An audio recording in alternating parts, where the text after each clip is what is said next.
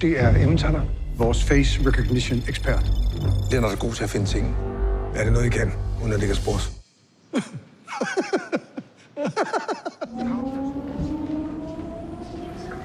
Vil I ikke sidde her? Der er et enkelt plads. Mange tak.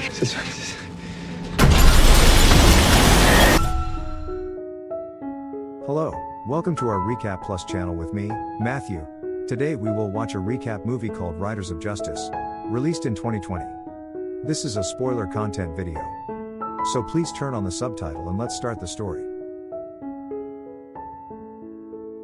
The movie opens in Tallinn, where an elderly priest, sporting a sizable beard, enters a bicycle shop to purchase a bicycle for a young girl. The shopkeeper presents a red one, but the girl expresses a preference for a blue one.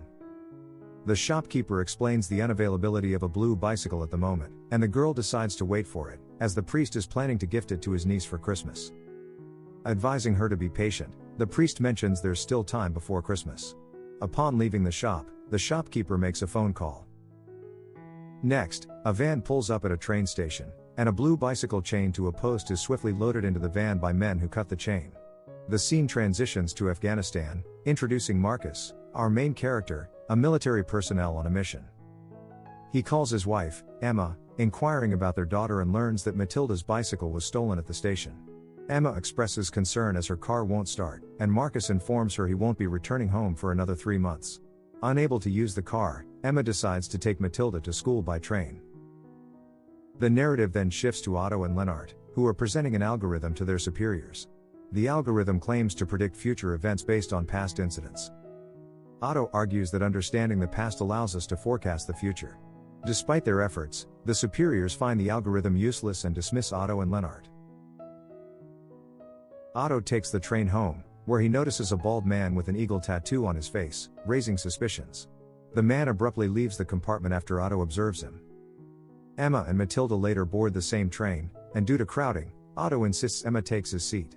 The train eventually crashes into another, resulting in casualties, including Emma. Miraculously, Otto and Mathilde emerge unscathed. The setting then shifts to a hospital, where Otto, haunted by guilt, observes the heartbroken Mathilde. He realizes that the seat he gave to Emma was the one she occupied during the accident, leading to her tragic demise. If he had not offered her the seat, Emma would still be alive, and he would be the one lost. The news of Emma's death reaches Markus, leaving him both shocked and heartbroken at the demise of his beloved wife, whom he hadn't seen for a while. Markus hastily boards a flight back home, overwhelmed with guilt and shame for not being there to protect his family.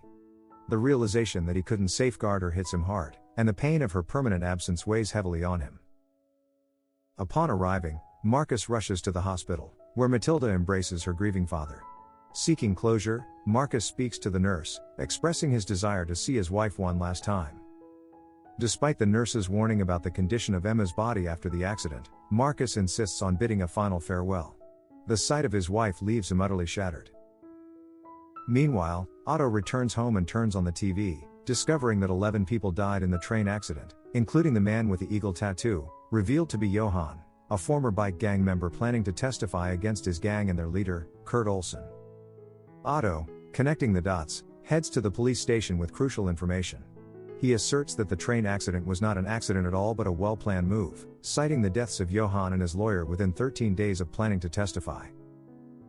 Despite Otto's efforts, the police seem uninterested in the data, claiming Johan's death was unrelated to the accident. The strained relationship between Markus and Mathilde becomes evident, while Otto, seeking answers, approaches his friend Lennart to hack into the Fitness World gym data for information on Johan. As Mathilde urges her father to seek professional help for his emotional well-being, Markus refuses any assistance. Otto and Lennart visit Markus, revealing their research and emphasizing that the train accident was not an accident. Fueled by a desire for justice, Markus resolves to avenge his wife at any cost. Otto's friend Emmentaler employs facial recognition software to identify a suspicious man leaving the train before the accident. The search focuses on an Egyptian from Cairo, with Otto and Lennart instructing Emmentaler to lower the threshold of facial recognition to 95% and look for matches with Danish addresses. The person with the highest match in Denmark is Palle Allison, whom Otto recognizes from the train. Otto, Lennart, and Emmentaler visit Markus, with Lennart expressing fascination for Markus's sizable barn. They inform Markus that Polyolizin is Kurt's brother, the president of Riders of Justice, and the tattooed man killed on the train was about to testify against him. That night, Markus anxiously waits for Mathilde, who hasn't returned home and isn't answering the phone. When she finally arrives with a boy, Markus gets a bad vibe from him. When the boy is rude, Markus reacts impulsively and punches him, upsetting his daughter. Later, Markus decides to apologize to the boy. The next morning, the group decides to investigate Pale. They go to his house, intending to interrogate him for information, but Pale pulls a gun. In the heat of the moment, Markus loses control and kills Pale. Lennart, concerned about Markus's fingerprints in the house, enters to dispose of the evidence, discovering a young Ukrainian named Badashka tied up. Despite this, Lennart says nothing and leaves him there. That evening, when Markus returns home, Mathilde has invited her boyfriend for dinner. During the meal, the boy points out Markus's increasingly violent behavior, suggesting that he talk to a professional. Markus refuses once again. After dinner, on the news, Markus learns that Kurt Olizin wasn't convicted because the witness died in the train crash.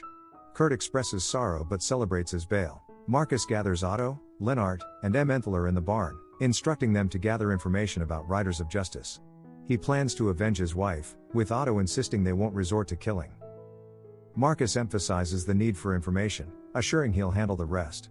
Mathilde observes the group leaving the barn together, recognizing Otto from the train. Questioning her father, Lennart lies, claiming they are a therapy group helping Markus with his trauma. Mathilde is pleased to see her father finally agreeing to her suggestion, and Lennart offers to be her therapist, with a hint at his own troubled past in a barn during childhood becoming evident. The riders torture Badashka for information, leading them to identify Emmentaler. Attempting to work on Markus's outdated computer, Emmentaler suggests going to his place to get a better one. Unaware that Kurt and his gang are already waiting, they drive to Emmentaler's place. A drive-by shooting ensues as they approach the apartment, but Markus successfully fights back, killing the attackers and rescuing Badashka. Collecting their weapons, they return to Markus's house, hiding from the remaining Riders of Justice. Mathilde, in the meantime, creates a timeline on her bedroom wall, tracing events related to her mother's death back to the day her bike was stolen.